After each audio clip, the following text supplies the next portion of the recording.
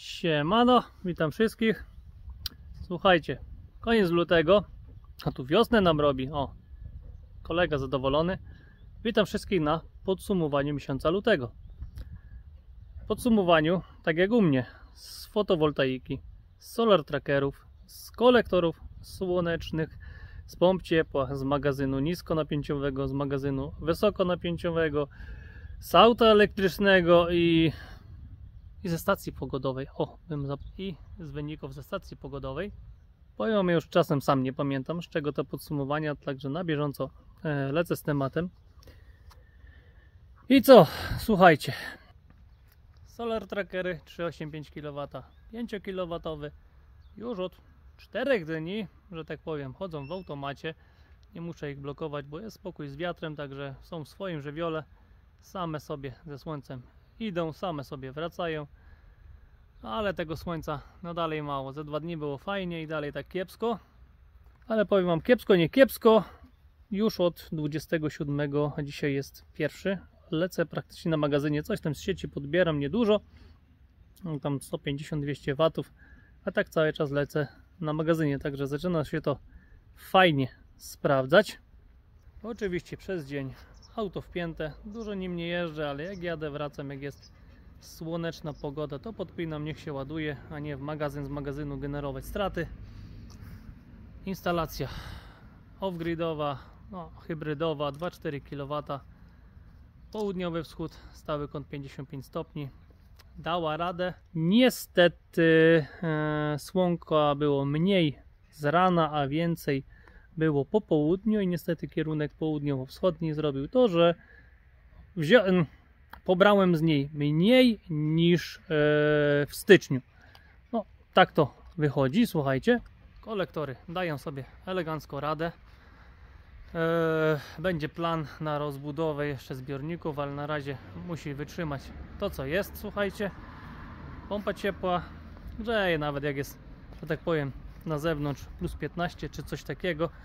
Nie bawię się z klimatyzatorami, bo teraz jest, dzisiaj jest słonecznie, ale jest plus 8 i taki zimny wiatr jest. Także no, już się przestałem bawić. Pompa grzeje, aż będzie ciepło, to wtedy wyłączę i będą tylko klimatyzatory. Może jest tutaj jakaś strata, ale nic się, że tak powiem, nie dzieje. No i średnie COP za ten miesiąc wyszło 4,0, także nie jest źle. Także pompa sobie radzi. Klimatyzator jeden tam mamy. Dziadka dogrzewa 2,6 kW. On troszeczkę popracował jednak, bo tam słonko, słuchajcie, nie dociera. Powiem wam, fajnie sobie ta instalacja radzi, jak wyjdzie słonko. To mamy końcówkę lutowego, słońce jest jeszcze nisko, ale instalacja potrafi już lecieć na 100% bez problemu, bo jednak mamy kąt 55 stopni, on jest dobry dla tej pory roku. Stacja ładowania po całości. O, nawet się elektryk naładował, nie, jeszcze nie. Jeszcze sobie tutaj pracuje. Także te paneli się już też coraz więcej mają, że tak powiem, do powiedzenia. Zawsze coś doładują 1,5–2 kWh do niskonapięciowego magazynu energii. Kangur na razie jeździ. Zrobię o nim film, tylko muszę wenę złapać.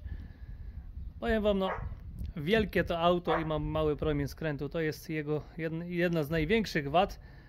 Drugie, no, pojemność baterii. No, z pojemnością baterii jeszcze coś zrobi, promienie skrętu już nie zrobi nic. Także no, jak na razie jeżdżę. Narzekam nie narzekam, bo, że tak powiem, lata się za darmo, to co tu narzekać, nie? Ja dążę i tak do czegoś na kształt Kia Niro albo coś takiego, tylko no koszty, ale jak ja to mówię, na spokojnie. Na razie jest jedno, może będzie co innego, zobaczymy. I tak pokrótce, słuchajcie, tak jak mówiłem, kiepskie są, było parę dobrych dni, teraz jest kiepskich, ale jest ciepło i nie mam dużych zużyć. W magazynie jest jeszcze 71%. Tutaj mamy EWS-ka, jakby się zawiesiłem na modułach Tesla 40 kWh, ja używam z tego 80%, czyli jakieś 32-30 kWh. Jeszcze nie udało mi się go naładować do pełna razem ze zużyciem domowym. niskonapięciowy. Już ze 2 razy był do pełna naładowany i ja już zaczynam z niego auto elektryczne ładować. Tutaj leży kolejna historia. Taka bateria. Pojemności tyle samo co tutaj, tylko tu jest 24V 100 Ah, a tu jest 12V 200 Ah. Będą testy, zobaczymy co, słuchajcie, z tego wyjdzie. Regulator daje radę, bo już jest teraz 60 amperowy, 150V, to na pewno go nie upalę. I falowniczek też sobie świetnie radzi. Ostatnio były testy. Przez 4,5 godziny szło z niego 100 A, ponad 100 A i dał sobie radę, także jeszcze będzie jeden test. Na 130 około spróbuję taką docierkę mu zrobić konkretną, bo tu się szykuje zmiana, ale jak będzie zmiana dopiero, to wtedy się o tym dowiecie. No i słuchajcie, no magazyny sobie radzą, produkują, to będzie wszystko w Excelu. Idziemy na falownik, to tak już pokrótce, bo wszystko co z falownika to na Excelu.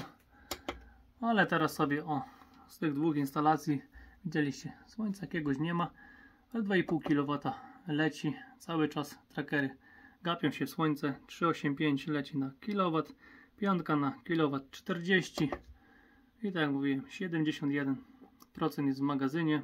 Mamy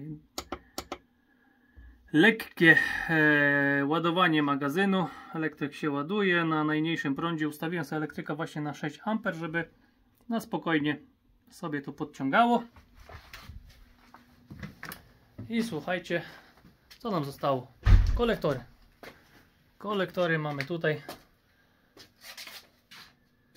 Tak wygląda u mnie właśnie układ kolektorów, czyli 3 kolektory osobne, 66 róż heatpipe, glikol płynie do zbiornika 300 litrowego, właśnie, z pompą ciepła i tutaj sobie grzeję go do 60 stopni. Jak na powrocie mam 55 stopni, to wtedy załącza mi się zawór 3-drogowy i glikol zaczyna płynąć tutaj, słuchajcie, przez duży zbiornik, przez bypass taki zrobiony, żeby właśnie nie zagotowało, także 800 litrów jest do, słuchajcie, obsługi.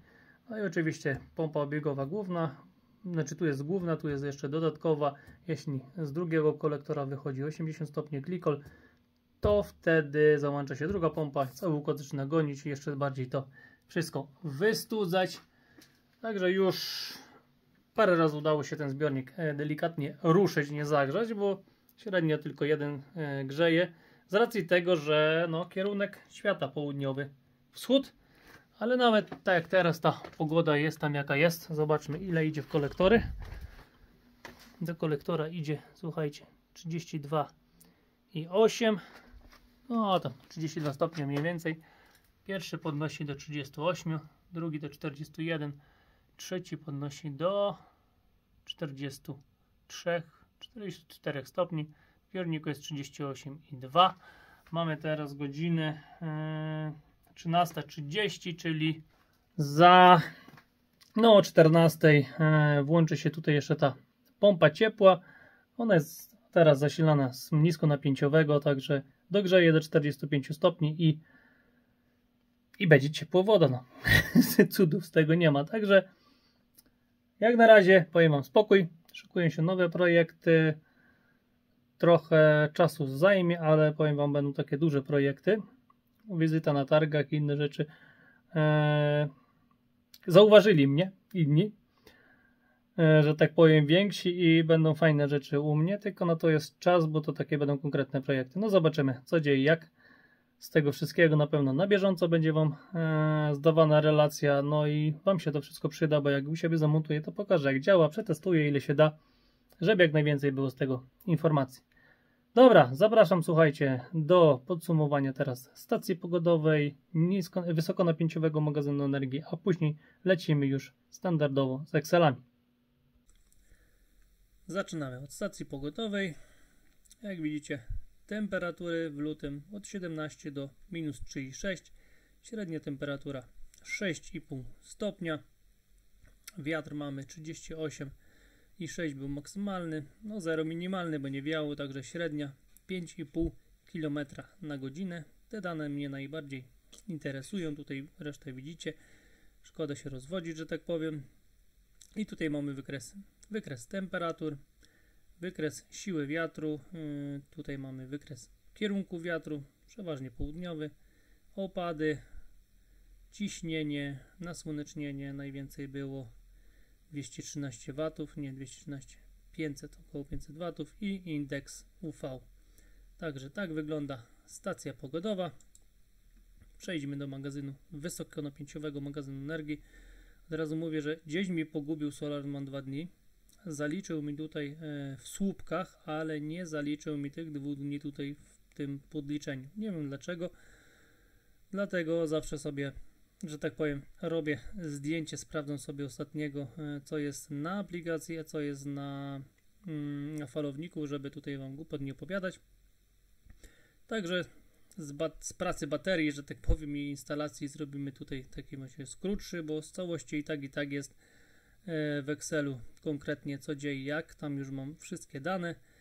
I tutaj w tym temacie mamy tak produkcję 410, tak naprawdę było 417, ale z tej produkcji w baterię poszło 195 kWh, do sieci poszło 12 kWh, czyli 3% poszło do sieci z całej produkcji fotowoltaiki. I słuchajcie, odzyskałem bezpośrednio z fotowoltaiki 202 kWh, a z baterii odzyskałem 155 kWh. No niestety z sieci trzeba było dalej pobrać i to jest 61%.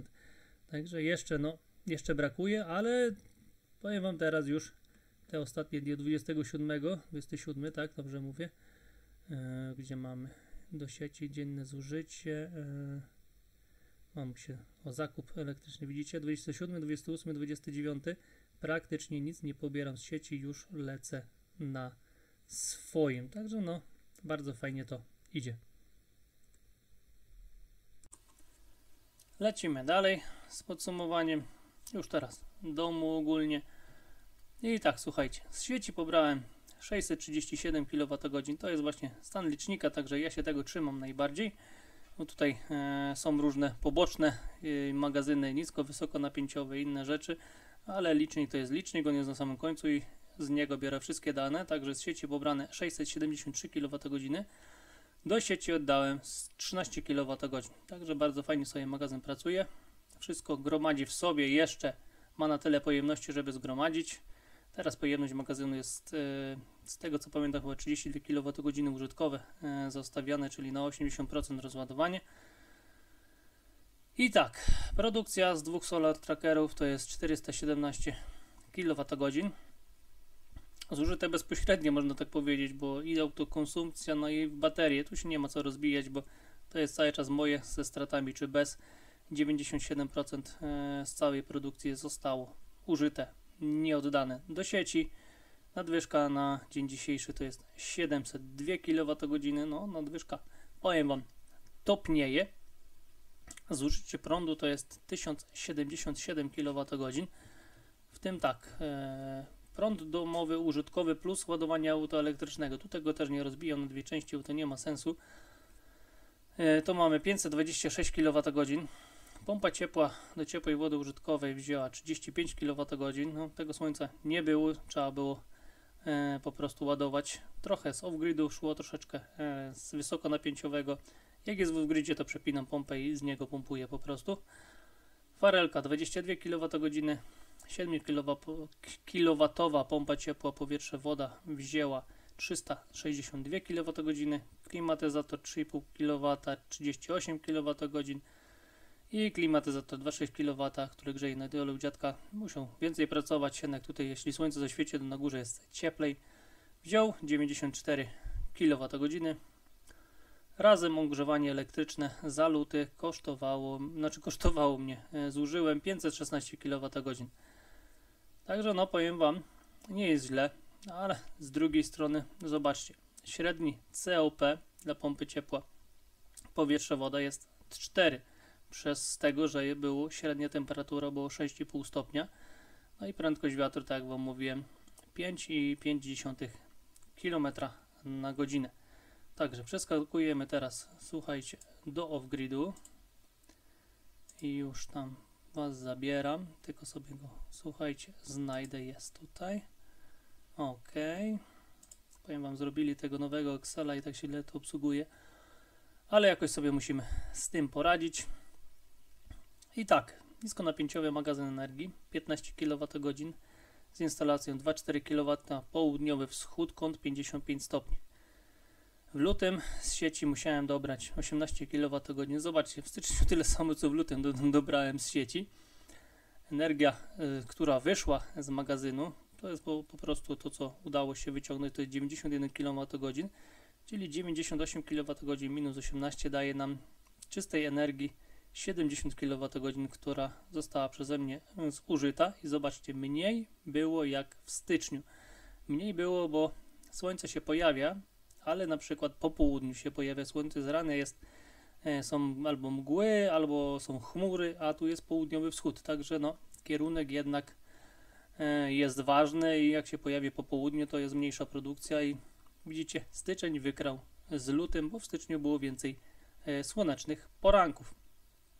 I dalej, auto elektryczne, tutaj mamy, no nie było za dużo jeżdżenia, 661 km. Zużyłem na to, może nie zużyłem, tylko na ładowanie elektryka poszło 176 kWh. No bo tak jak ja tak sobie obserwuję, dopiero zaczynam to tak bardziej obserwować, jeśli zużyję 5 kWh, to muszę około 8 wsadzić, 7, 8, to wszystko nam zależy od temperatur baterii. Nie robiłem jeszcze takiego największego ładowania, to no powiem wam, na bieżąco na razie ładuję i tego wszystkiego nie pilnuję, czyli jak jeżdżę, zużycie mam około, teraz już przy temperaturach nawet było plus 15-14 kWh, a tak średnio z lekkim ogrzewaniem elektrycznym zużycie wychodziło około 20 kWh, czyli widzicie, jednak trzeba wsadzić 26 kWh na 100 km, żeby to uzupełnić. No niestety, tak to wygląda i tutaj nie ma co się oszukiwać.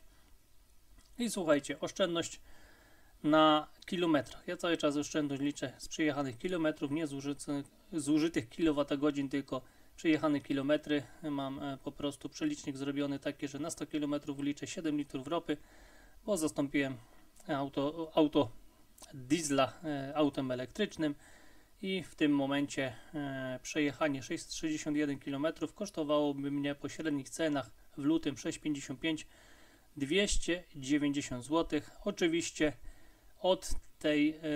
od wyceny litrów, które zużyłem, musiałem odjąć jeszcze 2 litry na ogrzewanie postojowe. Także tutaj to, co jest w ogrzewanie postojowe, to jest odejmowane jako moja strata. I jak widać, już od tamtego roku 2200 udało się zaoszczędzić, nie wydać po prostu na paliwo jeżdżąc autem, a cały czas jest nadwyżka. I jak na razie no niskonapięciowy magazyn nie pokrywa tego, bo zaczął w jesieni, teraz jest no jeszcze wiosna, zima jest, jeszcze nie wiosna, także widzicie, energię wyciągnąłem z niego 648 kWh, a na auto poszło już 1024 kWh, także to się na pewno wyrówna i jeszcze pewnie przyspieszy, jak zaczną się bardziej słoneczne dni.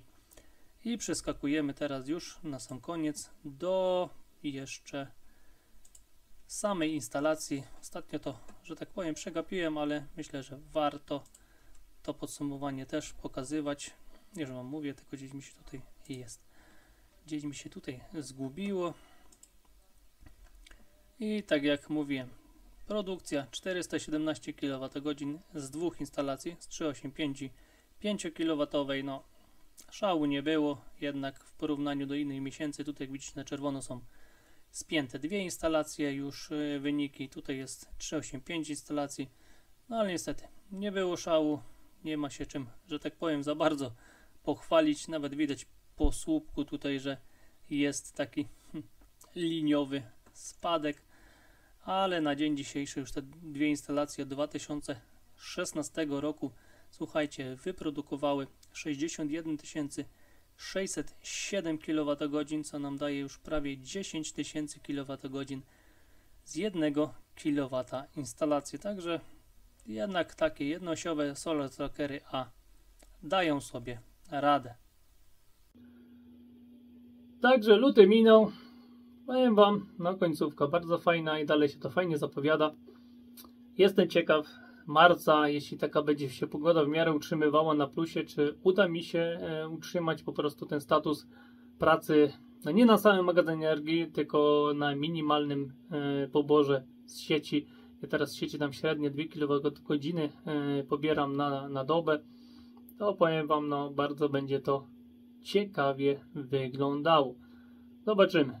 Także u mnie cały czas testy. W międzyczasie jak coś ogarniam, to staram się to wrzucać. Dużo pomysłów, bo wiosna idzie, słońce zobaczyłem, to pomysły mi się w głowie urodziły. Zobaczymy, co z tego wszystkiego wyjdzie. Także pozdrawiam Was wszystkich serdecznie, słoneczka życzę, trzymajcie się i do następnego.